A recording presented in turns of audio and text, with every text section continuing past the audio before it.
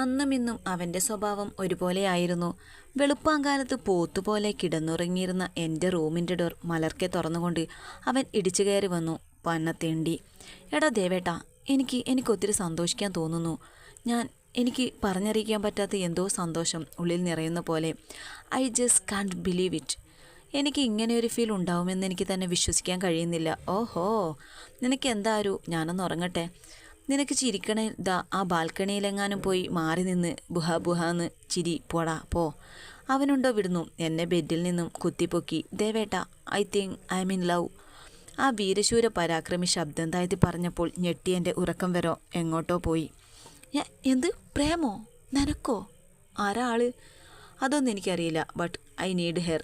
ഒരൊറ്റ നോട്ടത്തിൽ എൻ്റെ ഹൃദയത്തിൽ പതിഞ്ഞവൾ, എൻ്റെ ജീവൻ്റെ നല്ല പാതി ആവേണ്ടവൾ അവളാണെന്ന് എൻ്റെ മനസ്സ് അവളെ കണ്ട മാത്രയിൽ മന്ത്രിച്ചു. എടാ, അതൊക്കെ അഗ്രീഡ്.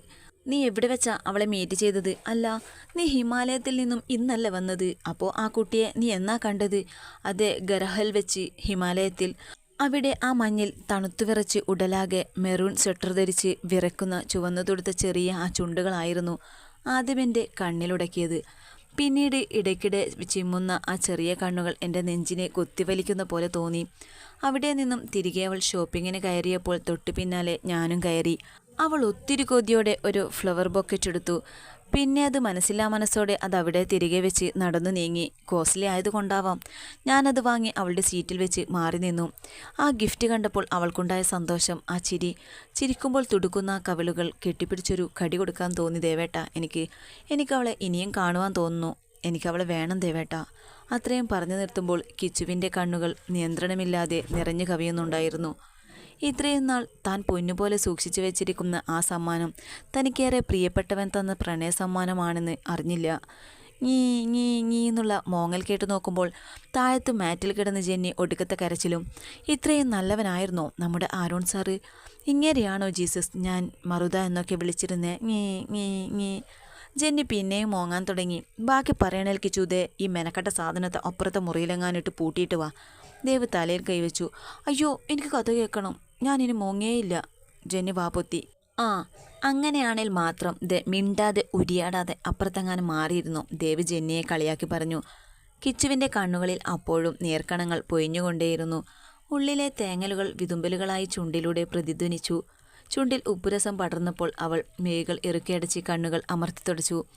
എന്നോട് എന്തിനാ ദേവേട്ട ഇത്രയൊക്കെ സ്നേഹം? വാക്കുകൾ അവളുടെ തൊണ്ടയിൽ കുരുങ്ങി. കിച്ചു, മതി, ബാക്കി ഞാൻ പറയട്ടെ. എന്നിട്ട് വേണമടി മറുത് എനിക്കൊന്ന് പോയി കിടന്നുറങ്ങുവാൻ. ബാക്കിയുള്ള ദിവസങ്ങൾ നിന്റെ ചേച്ചി കഥകൾ പറഞ്ഞ് എന്നെ ഉറക്കില്ല. ഇന്നവൾ നേരത്തെ പോയപ്പോൾ ആശ്വസിച്ചു. അപ്പോൾ ഇടുത്തി പോലെ നീയും. വാ, ഞാൻ പറയട്ടെ. ദേവ് മോരി നിവർത്തി. ദിവസങ്ങൾ വീണ്ടും കടന്നുപോയി. അവൻ നിന്നെ അന്വേഷിച്ച് നടക്കുന്നത് സ്ഥിരം തൊഴിലായി. ആട്ടയും പാർവതി അമ്മയും അങ്കിളും ഷാരുവുമൊക്കെ മുംബൈയിലില്ല. പാർവതി അമ്മയ്ക്ക് അവൻ്റെ കാര്യത്തിൽ വല്ലാത്ത ടെൻഷനും. അവരെല്ലാം സ്വിറ്റ്സർലാൻഡിലായിരുന്നു. നമ്മുടെ ഓഫീസിൻ്റെ ഹെഡ് ക്വാർട്ടേഴ്സ് അവിടെ ആയതുകൊണ്ട്. ഇവൻ ഫോട്ടോഗ്രാഫി എന്ന് പറഞ്ഞ് വന്നിട്ട് 6 മാസമായിട്ടും തിരികെ പോകുന്ന ലക്ഷണമൊന്നും ഇല്ലാത്തതുകൊണ്ട് ഷാരുവിനെ ഇല്ലാത്ത കാര്യം പറഞ്ഞ് ഞാൻ ഇങ്ങോട്ടേക്ക് വിളിച്ചു വരുത്തി. അനിയൻ്റെ പ്രേമകഥകൾ അറിയിച്ചു. അവനത് അൺബിലീവബിൾ ആയിരുന്നു. ആ സമയമൊക്കെ നെച്ചുവായിട്ട് എനിക്ക് റിലേഷൻ ഉണ്ട് കേട്ടോ. അങ്ങനെ 6 മാസം ഇന്ത്യ തപ്പി അവളെ കിട്ടിയില്ല. ഷാരുവിനെ തിരികെ സ്വിറ്റ്സിന് പാക്ക് ചെയ്യാൻ തീരുമാനിച്ചപ്പോഴാണ് ദുബായിൽ എന്തോ വലിയ ഫെസ്റ്റിവൽ നടക്കുന്നുവെന്ന് അവൻ അറിഞ്ഞത്. അവൻ ഷാരുവിനെ തിരികെ സ്വിറ്റ്സിന് പാക്ക് ചെയ്തിട്ട് അവൻ ദുബായിക്ക് വിട്ടു. മാസങ്ങൾക്ക് ശേഷം അൺഎക്സ്പെക്റ്റഡായിട്ട് അവൻ വീണ്ടും നിന്നെ കണ്ടു. അവന് വല്ലാത്ത എക്സൈറ്റ്മെൻ്റ് ആയിരുന്നു അത്. അപ്പം തന്നെ എന്നെ വിളിച്ചു പറഞ്ഞു. ഡാ ദേവേട്ടാ, എൻ്റെ ബേബി ഗേളിനെ ഞാൻ വീണ്ടും കണ്ടു ദേവേട്ടാ. കണ്ടു. അയ്യോ, എന്തൊരു ക്യൂട്ടാണെന്നോ. കണ്ടു നിൽക്കാൻ തോന്നുന്നില്ല. ഇപ്പം തന്നെ കെട്ടിക്കൊണ്ട് പോന്നാലോ എന്നൊരു മോഹമുണ്ട് കേട്ടോ. അതെ, അവൾ മാത്രം വായി നോക്കി നിൽക്കുമ്പോൾ കരണത്ത് അവളുടെ അപ്പൻ്റെയോ ആങ്ങളുടെയോ അടിവീഴാതെ നോക്കണേ. ഇയാളൊന്ന് പോയേ. ഒന്ന് റൊമാൻറ്റിക്കായി വരുമ്പോൾ കളഞ്ഞ് പോയെ. ഞാൻ എൻ്റെ കൊച്ചിനെ കണ്ണു നിറയൊന്ന് കണ്ടോട്ടെ. പിന്നീട് ഏകദേശം 1 മന്ത് അവൻ നിൻ്റെ സിറ്റിയിൽ ഉണ്ടായിരുന്നു. നിനക്കൊപ്പം ഒരു നിഴലായി. അങ്ങനെ ഇരിക്കുമ്പോഴാണ് അവൻ അത്യാവശ്യമായി ഒഴിവാക്കാൻ പറ്റാത്ത UK ബ്രാഞ്ചിൽ ഒരു കോൺഫറൻസ് അറേഞ്ച്ഡ് ആയത്. പോവാതെ നിവർത്തിയില്ലാതെ അവൻ പാതിമനസ്സിൽ തിരികെ പോന്നു. അതിലവൻ വല്ലാതെ ഡിപ്രസ്ഡ് ആയിരുന്നു. അന്ന് കൂടെ ഞാനും UK പോയിരുന്നു. അവിടെ വെച്ചാണ് ഓഫീസിലുള്ള ശ്രീമിത്രൻ എന്ന ഒരു എംപ്ലോയിയെ അൺഎക്സ്പെക്റ്റഡായിട്ട് പരിചയപ്പെടുന്നത്. ആൾ മലയാളീസ് കൂടെ ആയപ്പോൾ അത് സൗഹൃദത്തിലേക്ക് വഴിതെളിച്ചു. മിത്രേട്ടൻ കിച്ചുവിൻ്റെ ചുണ്ടുകൾ മന്ത്രിച്ചു. യെസ്, ഒരു 1 വീക്ക് ഞങ്ങൾക്ക് അവിടെ സ്പെൻഡ് ചെയ്യേണ്ടി വന്നു. അപ്പോഴെല്ലാം അവൻ ഡള്ളായിരുന്നു. മനസ്സ് മുഴുവൻ നീ നീ നീ. അന്ന് ലാസ്റ്റ് ഡേ ഞങ്ങൾ 3 ഒരു ഓപ്പൺ റെസ്റ്റോറൻറ്റിലിരുന്ന് സംസാരിച്ചു കൊണ്ടിരുന്നപ്പോഴാണ് എങ്ങനെയോ നീ സംസാര വിഷയമായി വന്നു. അവൻ്റെ അത്രയും ആത്മാർത്ഥമായ ഇഷ്ടം കണ്ട് മിത്രന് അപ്പോൾ നിൻ്റെ ഫോട്ടോ കാണണമെന്ന് നിർബന്ധം. അപ്പോഴാണ് സത്യത്തിൽ നിൻ്റെ ഫോട്ടോ ഞാനും കണ്ടിട്ടില്ലാലോ എന്ന് വിചാരിച്ചത്. ഫോട്ടോ ഒറ്റനോട്ടത്തിൽ കണ്ട മിത്രൻ ഞെട്ടിയെന്നേറ്റു. ക്ഷേത്രാങ്കണ, ആ പേര് നിൻ്റെ ഫോട്ടോയും കണ്ട എൻ്റെ ഞെട്ടൽ. എൻ്റെ ഈശ്വര, ഇപ്പോൾ ഓർക്കുമ്പോൾ മിന്നൽ പാഞ്ഞു പോകുന്ന പോലെ. വാട്ട്, ക്ഷേത്രാങ്കണ? Are you sure Mithran? നിനക്ക് ഇവളെ അറിയോ? പിന്നെ ഇവളുടെ അച്ഛൻ എൻ്റെ നാട്ടുകാരനല്ലേ? അതുമല്ല, എൻ്റെ അപ്പ ഇവരുടെ മനയിലെ കാര്യസ്ഥനാണ്. കുട്ടിക്കാലം മുതലേ അറിയാവുന്ന കുട്ടിയല്ലേ ഇവള്. പിന്നെ മിത്രനൊന്ന് നിർത്തി. ആ സമയത്ത് ആരുവിൻ്റെ മുഖത്തെ സന്തോഷം ഒന്ന് കാണേണ്ടതായിരുന്നു. 1000 പൂർണ്ണചന്ദ്രൻ ഒരുമിച്ച് ഉദിച്ച പ്രകാശമായിരുന്നു. നിന്റെ മനയെയും പാർവതി അമ്മയുടെ കാര്യങ്ങളും നെച്ചു പറഞ്ഞറിയാവുന്നതുകൊണ്ട് ഞാൻ ആ സമയം എങ്ങനെയൊക്കെയോ മിത്രനെ ബാക്കി പറയുന്നതിൽ നിന്നും അവനെ തടഞ്ഞു. അപ്പോഴും മിത്രൻ ഒന്നു മാത്രം പറഞ്ഞു, അവളുടെ അച്ഛൻ ഒരു പ്രേമവിരോധിയാണെന്ന്. നിനക്കൊരു കാര്യം അറിയാമോ കിച്ചു? ആരു അവൻ്റെ അമ്മയെ സ്നേഹിക്കുന്ന പോലെ ഒരുപക്ഷെ ഒരു മക്കളും അമ്മമാരെ ഇങ്ങനെ സ്നേഹിക്കില്ല. ഇൻഫാക്റ്റ് ഈ ഞാൻ പോലും. അങ്ങനെ സ്നേഹിക്കുന്ന ഒരമ്മയെ ഇറക്കിവിട്ട കഥകളൊന്നും കുറച്ചുനാൾ മുന്നേ വരെ ആരുവിന് അറിയില്ലായിരുന്നു. അല്ല, അവനെ ആരും അറിയിച്ചിട്ടില്ലായിരുന്നു. ട്രാക്ക് മാറ്റല്ലേ പൊളിച്ചരത്തെ. മിത്രേട്ടൻ ക്ഷേത്രയെക്കുറിച്ച് പറഞ്ഞിട്ട് ബാക്കി പറ. ജെന്നി കിടന്നുകാറി. ദഹിച്ചു, ഈ പെങ്കൊച്ചു വല്ല കഞ്ചാവും വലിച്ചിട്ടുണ്ടോ? എനിക്ക് നല്ല സംശയമുണ്ട് കേട്ടോ. അവളെന്തേലും പറയട്ടെ, ഏട്ടൻ പറയും. അല്ല, അപ്പോൾ നെച്ചുവിന് ഇതെല്ലാം പണ്ടേ അറിയാമായിരുന്നോ? എന്നിട്ട് എന്നോടൊന്നും പറഞ്ഞില്ല അവൾ. അതൊക്കെ പോട്ടെ മോളെ, ഞാൻ ബാക്കി പറയാം. പക്ഷേ എന്താ മിത്രൻ? പറയ്. കുറച്ച് റിസ്ക്കാണെന്ന് മാത്രം അന്ന് മിത്രൻ ഒരു മുൻകരുതൽ കൊടുത്തു. ഞാനിതെല്ലാം അപ്പോൾ ഷാരുവിനെ അറിയിച്ചു കൊണ്ടിരുന്നു. അവനതെല്ലാം വളരെ സന്തോഷമുണ്ടാക്കുന്ന കാര്യങ്ങളായിരുന്നു. അവനും പറഞ്ഞൊരു മറ്റൊരു കാര്യം, അമ്മ ആ തറവാട് കാരണം സങ്കടപ്പെട്ടു എന്ന് ആരും ഒരിക്കലും അറിയരുതെന്നായിരുന്നു. അതറിഞ്ഞാൽ ഒരുപക്ഷെ ഈ കാണുന്ന ആരും ആയിരിക്കില്ല. പിന്നീട് അങ്ങോട്ടേക്ക് അമ്മ എന്ന് പറഞ്ഞാൽ അവനെന്തോ വല്ലാത്ത ഫീലിംഗ് ആണ്. സോ ഈ വക യാതൊരു പ്രശ്നങ്ങളും അവൻ അറിയരുത്. അതായിരുന്നു ഷാരുവിൻ്റെയും തീരുമാനം. മിത്രനോട് പെട്ടെന്നൊരു നിമിഷം കൊണ്ട് യാത്ര പറഞ്ഞ് തിരികെ പോവാൻ ആരും തയ്യാറായിരുന്നില്ല. കാരണം ക്ഷേത്ര നിന്നെക്കുറിച്ച് കൂടുതൽ അറിയുവാൻ. അങ്ങനെ പറഞ്ഞു വന്നപ്പോഴാണ് മിത്രൻ്റെ വായിൽ നിന്നും തേവരുടെ ക്ഷേത്രവും ഉത്സവവും ആരുവിൻ്റെ ചെവിയിൽ പതിഞ്ഞത്. വർഷത്തിലൊരിക്കൽ അവളും കുടുംബവും കുറച്ചധികം ദിവസം നാട്ടിൽ ചിലവഴിക്കുന്നത് അവിടെയാണെന്ന് ആരു തിരിച്ചറിഞ്ഞത്. പിന്നീട് കുറച്ചുനാൾക്ക് ആ ഉത്സവത്തിനുള്ള കാത്തിരിപ്പായിരുന്നു അവൻ. മിത്രന് സ്പെഷ്യൽ ലീവ് വരെ സാങ്ഷൻ ചെയ്തുകൊണ്ടാണ് ആദ്യത്തെ വട്ടം നിന്നെ കാണുവാനായി ഞാനും മിത്രനും ആരും തേവരുടെ കാവിലേക്ക് പുറപ്പെട്ടത്. ആദ്യത്തെ വട്ടം കൊണ്ട് തന്നെ എൻ്റെ അങ്ങോട്ടേക്കുള്ള വരവ് നെച്ചു നിർത്തിച്ചു. ശിവ, അവനെങ്ങാനും കണ്ട് പിന്നെ സംശയമായാൽ കല്യാണത്തിൻ്റെ കാര്യം തീരുമാനമാവുമെന്ന് അവൾക്ക് പേടി. അല്ല, ആദ്യത്തെ വട്ടം കൊണ്ട് ഞാൻ എൻ്റെ വരവ് സ്വയം നിർത്തിയെന്ന് കണക്ക് കൂട്ടിയതാ. എന്താണെന്നല്ലേ, അന്ന് കാവിലെ പൂരത്തിൻ്റെ ആദ്യത്തെ ദിവസം, സമയം ഏതാണ്ട് രാത്രി 1 മണി. എടാ മിത്ര, എഴുന്നേൽക്കടാ, എനിക്ക് അവളെയൊന്ന് കാണണം. അല്ലെങ്കിൽ ശ്വാസം കിട്ടാതെ ഞാൻ മരിച്ചു പോവും. ഒന്ന് വാടാ. നല്ല ഉറക്കത്തിലായിരുന്ന മിത്രനെ ആര് വിളിച്ചുണർത്തി. എന്ത്? Are you mad? അങ്ങോട്ടേക്ക് ചെന്നാലും മതി, അവിടെ അവളുടെ കാനമാടം തന്തയുണ്ടാവും. അതും ഈ അസമയത്ത്. മിത്രൻ ചാടി എഴുന്നേറ്റു. ദേ ആരു, ആ പെങ്കൊച്ചിന് നിന്നെ അറിയാൻ കൂടെ മേല. അവളെങ്ങാനും നിന്നെ കണ്ട വിളിച്ചുകൂവി ആളുകൂടി തല്ലായി, ഇടിയായി, ബഹളമായി, ശവമായി, 16 സദ്യ വരെയായി. വല്ലയിടത്തും കിടക്ക് ചക്ക. ദേവ് കൈകൂപ്പി. ആരൊക്കെ വന്നില്ലേലും ഞാൻ പോവും. എനിക്ക് കാണണം. ഒന്ന് വാടാ മിത്ര. അവസാനം അവൻ്റെ വിളിയിൽ മനസ്സലിഞ്ഞ് ഞങ്ങൾ ആരുവുമായി മിത്രൻ്റെ ബൈക്കിൽ ഇളവള്ളി മഠത്തിൻ്റെ വേലിക്കലെത്തി. മിത്രൻ ബൈക്ക് ഓഫ് ചെയ്യുന്നതിന് മുന്നേ ആരു ചാടിയോടി മതിൽ ചാടി അകത്തെത്തി. ചെമ്പകത്തിൻ്റെ ഒരു വലിയ ചില്ല ചാഞ്ഞു കിടക്കുന്ന നിറയെ ജനലുകളുള്ളൊരു മുറി. സത്യത്തിൽ ആ മുറി നിൻ്റെയാണെന്ന് ആരോ അവനോട് പറഞ്ഞതുപോലെ, പണ്ടേതോ മുൻപരിചയം പോലെ അവൻ ആ മുറിക്ക് താഴെ മുകളിൽ ബാൽക്കണിയിലേക്ക് നോക്കി നിന്നു. ഒറ്റ ബുദ്ധിയാ. ഞങ്ങൾ നോക്കുമ്പോൾ ചാഞ്ഞു നിൽക്കുന്ന ചെമ്പക ചില്ലയിലൂടെ നിസ്സാരമായി ചാടി കയറി അവൻ ബാൽക്കണിയിൽ പിടിച്ചു കയറി. ഇവൻ എന്താടോ ടാർസന് മൗഗ്ലിയിൽ ഉണ്ടായതാണോ? ബാൽക്കണിയിൽ നിന്നുമുള്ള റൂമായതുകൊണ്ട് അവൻ റൂമിൻ്റെ വാതിൽക്കൽ വന്ന് ഒന്ന് തൊട്ടപ്പോൾ ദേ വാതിൽ മലർക്കെ തുറന്നു. ചുറ്റിനും ചെമ്പകം പൂത്തുലഞ്ഞു നിൽക്കുന്നു. കുറ്റിമുല്ലകളിലും വള്ളിപ്പടർപ്പുകളിലും മുല്ലമൊട്ടുകൾ വിടരാൻ വെമ്പി നിൽക്കുന്ന നേരം എങ്ങു നിന്നോ ഒരു മന്ദമാരുതൻ ചെമ്പരത്തിൻ്റെ ഗന്ധവും പേറി ജാലകത്തിലൂടെ അവളുടെ മുറിയിലേക്ക് ഒഴുകിയെത്തുമ്പോൾ തളർന്നു വാടിയ മലർച്ചെണ്ട് പോലെ എൻ്റെ പെണ്ണ് ആ മെത്തയിൽ തളർന്നുറങ്ങുകയാണ്. പാതി കൂമ്പിയടഞ്ഞ മിഴികളും നനുത്ത ചെഞ്ചൊടികളും അലസമായി അഴിഞ്ഞുലഞ്ഞ മുടിയും പിന്നെ പാതി അനാവൃതമായ അവളുടെ അരക്കെട്ടും ചുളുക്ക് വീണ പാവാടയുമെല്ലാം എന്നെ കൂടുതൽ അവളിലേക്ക് ചേരാൻ വെമ്പുന്ന പോലെ. എത്ര നുകർന്നാലും വീണ്ടും വീണ്ടും മത്തുപിടിപ്പിക്കുന്ന പോലുള്ള അതരങ്ങൾ എന്നെ മറ്റൊരു ലോകത്തേക്ക് എത്തിക്കുന്ന പോലെ. അവൻ ക്ഷേത്രയുടെ ബെഡിൽ 2 കൈകളും അവൾക്കിരുവശവും കുത്തിനിന്നുകൊണ്ട് അവളുടെ ചുണ്ടുകൾക്കടുത്തേക്ക് ചേരുമ്പോൾ പുറത്ത് ജനലിൽ കൂടെ ഒരു ചപ്പൽ അവന് നേരെ വന്നു വീണത് നോക്കുമ്പോൾ മിത്രനും ദേവും കണ്ണുമീഴ്ച അവനെ പന്തം കണ്ട പെരിച്ചായി കണക്കെ നോക്കി ചെമ്പകത്തിൻ്റെ ചില്ലയിൽ വലിഞ്ഞു കയറിയിരിക്കുകയാണ്. ആരു സകല ദൈവങ്ങളെയും വിളിച്ച് ക്ഷേത്രയുടെ ചെവിയിൽ അമർത്തിമുത്തിയിട്ട് റൂം വിട്ടിറങ്ങി. ക്ഷേത്ര അതിലൊന്ന് കുറുകിക്കൊണ്ട് അടുത്ത് കിടന്ന തലയണെ നെഞ്ചോട് ചേർത്ത് കിടന്നു. പിന്നീട് ആ മരത്തിൽ നിന്ന് ഞാനും മിത്രനും ഇറങ്ങാൻ പെട്ടൊരു പാട്.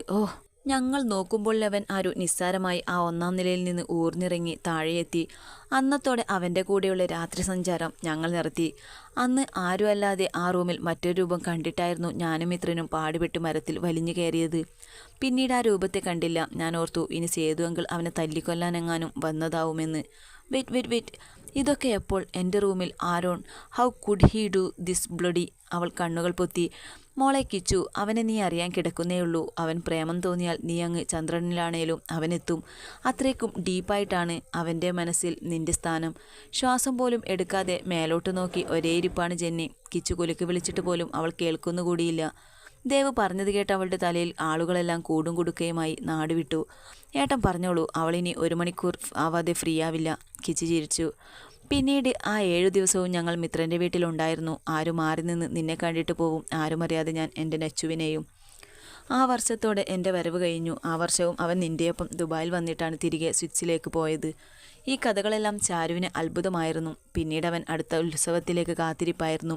അവന് നിന്നെ കാണാൻ തോന്നിയാൽ ദുബൈക്ക് വരാം. ബട്ട് നാട്ടിൽ വെച്ച് കാണുന്നതാണ് അവനേറെ ഇഷ്ടം. കാര്യം മറ്റൊന്നുമല്ല, ട്രഡീഷണൽ വേഷത്തിൽ നിന്നെ കാണുവാനായിരുന്നു അവനിഷ്ടം. പിന്നത്തെ വർഷത്തെ ഉത്സവത്തിന് നിന്നെ കണ്ടവൻ കുളത്തിൽ കണ്ണുമീച്ചിരുന്നത് നീ ഓർക്കുന്നുണ്ടോ? പട്ടുപാവാടയിൽ നിന്നും ധാവണിയിലേക്കൊരു മാറ്റം. ആകെ മുഖത്തൊക്കെ വല്ലാത്ത തുടിപ്പാണ് പെണ്ണിന്. കണ്ണി ചുണ്ട് ചിരിയെല്ലാം കണ്ടിട്ട് സഹിക്കുന്നില്ല ദേവേട്ടാന്ന്. അന്ന് നീ അവനെ ആദ്യമായി കണ്ട ദിവസം നിന്റെ ആദ്യത്തെ നോട്ടം പതിഞ്ഞത് അവൻ്റെ ഹൃദയത്തിലേക്കായിരുന്നു. അന്ന് ചെക്കൻ നിലത്തെങ്ങും അല്ലായിരുന്നു. ലോകം പിടിച്ചടക്കിയ സന്തോഷം ഇനി ആര് പറയുന്നതാണ്? രാവിലെ മുതൽ പെണ്ണിനെ നോക്കി മനയുടെ ചുറ്റുവട്ടത്തുണ്ടായിരുന്നു. അവസാനം സന്ധ്യയ്ക്ക് ക്ഷേത്രത്തിൽ വെച്ചാണ് ഒന്ന് കണ്ടത്. പറഞ്ഞറിയിക്കാൻ പറ്റാത്ത അത്രയും സന്തോഷമാണ്. പട്ടുപാവാടയിൽ നടന്നിരുന്നവൾ ഇന്ന് ധാവണി പിടിച്ചിരിക്കുന്നു, ബേഷ പിടിച്ചിരിക്കണു. എന്തൊരു ഭംഗിയാ! ഞാൻ മിത്രനുമായി സംസാരിച്ച് നിൽക്കുമ്പോൾ എൻ്റെ തൊട്ടു പിന്നിൽ വന്ന് നിന്നു. എൻ്റെ ഹൃദയം നിലച്ചു പോകുമെന്ന് തോന്നിയപ്പോൾ പെട്ടെന്ന് ഞാൻ പുറത്തേക്കിറങ്ങിയിട്ടും പെണ്ണിൻ്റെ കൂടെയുള്ള വള്ളികൾ എന്നെ ചുമ്മാ വിടാൻ ഉദ്ദേശമില്ലാത്ത പോലെ എൻ്റെ പിന്നാലെ അങ്ങിങ്ങ് നടക്കുന്നുണ്ട്. എന്തോ ഇന്ന് എൻ്റെ പെണ്ണിനെ അടുത്ത് കണ്ടിട്ട് വല്ലാത്ത പരിഭ്രമം പോലെ ഉടലാകെ വിറയ്ക്കുന്നു. സാധാരണ എനിക്ക് ഈ വിറവലിൻ്റെ അസുഖമില്ലാത്തതായിരുന്നു. പക്ഷേ ഇന്ന് പെണ്ണരികിലേക്കെത്തുമ്പോൾ വല്ലാത്തൊരു ഫീലിംഗ്. ചിലപ്പോൾ ധാവണി എടുത്ത് കണ്ടിട്ട് എൻ്റെ ഉള്ളിലെ പൂട്ടിയിട്ട അൽക്കാമുകൻ പുറത്ത് ചാടുന്നതാവാം. എന്തായാലും അധികനേരം അമ്പലത്തിൽ നിൽക്കാൻ എന്തോ ഒരു വല്ലായ്മ പോലെ. ഇന്നാദ്യമായാണ് എൻ്റെ പെണ്ണ് എന്നെ ഒന്ന് കാണുവാൻ കൊതിച്ച് നടക്കുന്നത് പോലെ എനിക്കൊരു ഫീൽ ചെയ്തത്. ആ മുഖത്തേക്ക് എൻ്റെ കണ്ണുകൾ പതിഞ്ഞാൽ ഒരു പക്ഷേ എനിക്കെൻ്റെ നിയന്ത്രണങ്ങൾ വിട്ടുപോയെന്ന് വരാം. അതുകൊണ്ട് പോകുന്നതാണ് നല്ലതെന്ന് തോന്നി. ക്ഷേത്രത്തിൽ നിന്നിറങ്ങി മതിൽക്കെട്ടിൽ മറഞ്ഞു നിന്ന് ആ മുഖമൊന്ന് കാണുവാൻ കാത്തു നിന്നപ്പോൾ ഞാൻ കണ്ടു എനിക്ക് വേണ്ടി തിരയുന്ന ആ കണ്ണുകളെ. അവളുടെ കൂടെയുള്ളവരും തകൃതിയായി എന്നെ തിരയുന്നുണ്ടെന്ന് എനിക്ക് മനസ്സിലായി. എല്ലാം കോഴിക്കുഞ്ഞുങ്ങളാ. മിത്രൻ തൊയ്തു വന്നപ്പോൾ അവനും പറഞ്ഞു അവൾ നിന്റെ മുഖമൊന്ന് കാണുവാൻ കിണഞ്ഞ് ശ്രമിക്കുന്നുണ്ടായി. ഇതെങ്ങനെ ഇത്രയും പെട്ടെന്ന് അവൾക്ക് എങ്ങനെ സ്പാർക്ക് ഉണ്ടായിന്നാ എനിക്ക് മനസ്സിലാവാത്തത്. അതാടാ മുജ്ജന്മ ബന്ധം എന്നൊക്കെ ഞാൻ അവനോട് പറഞ്ഞെങ്കിലും എനിക്കും അത്ഭുതമായിരുന്നു അവൾക്ക് എങ്ങനെയാ എന്നോട് പെട്ടെന്നൊരു അട്രാക്ഷൻ ഉണ്ടായതെന്ന്. എന്തായാലും ക്ഷേത്രത്തിൽ നിന്നിറങ്ങി ആൽമരത്തിൻ്റെ ചുവട്ടിലേക്ക് നടക്കുമ്പോഴാണ് ഗ്രൗണ്ടിലെ പ്രാക്ടീസ് കഴിഞ്ഞ് മിത്രൻ്റെ കൂട്ടുകാരെല്ലാം ക്ഷേത്രകുളത്തിലേക്ക് കുളിക്കാൻ ഇറങ്ങിയത്. എന്നാൽ പിന്നെ നമുക്കും അവർക്കൊപ്പം ഇറങ്ങിയാലോ? ആരുണെന്ന് മിത്രൻ ചോദിച്ചു. ഒന്ന് നീന്തി കുളിച്ച് കളയാമെന്ന് ഞാനും വിചാരിച്ചു. കുളത്തിൽ ക്ഷേത്രയുടെ ചേട്ടൻ ശിവപ്രസാദ് ഉണ്ടായിരുന്നു. ആള് ഇടയ്ക്കിടെ എന്നെ നന്നായിട്ട് നോക്കുന്നുണ്ട്. മിത്രനോട് ഞാൻ ആരാണെന്ന് തിരക്കിയിരുന്നു. ഞാനധികം മൈൻഡ് ചെയ്തില്ല. ഭാവിയളിയനെ പിന്നെ പരിചയപ്പെടാമെന്ന് കരുതി. അങ്ങനെ നീന്തലൊക്കെ കഴിഞ്ഞ് പടവിലിരിക്കുമ്പോഴാണ് എല്ലാവരും കുളത്തിനരികിലെ ആഞ്ഞിലയിലേക്ക് നോക്കി വായും പൊളിച്ചിരിക്കുന്നത് കണ്ടത്. ആദ്യം കണ്ടപ്പോൾ ഞാനൊരു ഞെട്ടൽ ഞെട്ടിയിട്ട് ദേവിയെ എന്ന് മനസ്സിൽ വിളിച്ചു പോയി. ആഞ്ഞിലി മരത്തിൽ തുഞ്ചത്തെ ഒരു കൊമ്പിൽ ധാവണിയൊക്കെ മടക്കി കുത്തി കയറി ഇരിക്കുക എൻ്റെ പെണ്ണ്. ഇതിന് ഇത്രയും ധൈര്യമൊക്കെ ഉണ്ടോ എന്ന് മനസ്സിൽ ചിന്തിച്ചു. പെട്ടെന്നാരോ പറഞ്ഞറിയിച്ച പോലെ അവൾ കുളത്തിലേക്ക് നോക്കി. ആ നോട്ടത്തിൽ അവളുടെ കണ്ണുകൾ എൻ്റെ കണ്ണുകളിലേക്കാണ് പതിഞ്ഞത്. അവൾക്കുണ്ടായ വെപ്രാളത്തേക്കാൾ കൂടുതൽ മറ്റെന്തൊക്കെയോ വികാരം എന്നെ വന്നു മൂടി. എൻ്റെ പെണ്ണിൽ നിന്നും ആദ്യമായി വീണ് കിട്ടിയ ആ നോട്ടം, ഉഫ് എൻ്റെ സാറേ! അവളാണെങ്കിൽ എന്നെ നോക്കി അങ്ങനെ ഇരുന്ന് സ്വപ്നം കാണുവാണെന്ന് തോന്നുന്നു. എന്നെ നോക്കിയിരിക്കുന്നത് കൊണ്ട് എൻ്റെ കണ്ണുകളും അവളിൽ നിന്നും പിൻവലിക്കാൻ എനിക്കും കഴിയുന്നുണ്ടായിരുന്നില്ല. എത്ര നേരം ഞാൻ അവളെ കണ്ണെടുക്കാതെ നോക്കിയെന്നറിയില്ല.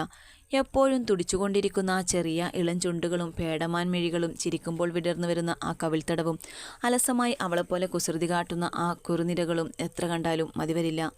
മിത്രനെന്ന് കയ്യിൽ നുള്ളിയപ്പോഴാണ് എനിക്ക് ബോധം വന്നത്. മയത്തിലൊക്കെ നോക്കെൻ്റെ അനിയൻ സാറേ, അവൾ ദഹിച്ചു പോവുമല്ലോ. അതും പറഞ്ഞവൻ ആഞ്ഞിലയിലേക്ക് നോക്കുമ്പോൾ എന്നേക്കാൾ 1000 ഇരട്ടി ആഴത്തിലാണ് അവളുടെ കണ്ണുകൾ എന്നിലേക്ക് പതിച്ചിരിക്കുന്നതെന്ന് മനസ്സിലായ മിത്രൻ കൈ തലയിൽ വെച്ചു. ഈശ്വരാ, പിടിച്ചതിലും വലുതാണല്ലോ അളയിലെന്ന് ഇപ്പോൾ മനസ്സിലായി. ഈ സമയം കൊണ്ട് ശിവ ഓടി ആഞ്ഞിലിക്കടിയിൽ ചെന്നതും കുളക്കടവിലെ എല്ലാവരും കയറിപ്പോയതും ഞാൻ അറിഞ്ഞിട്ടില്ല.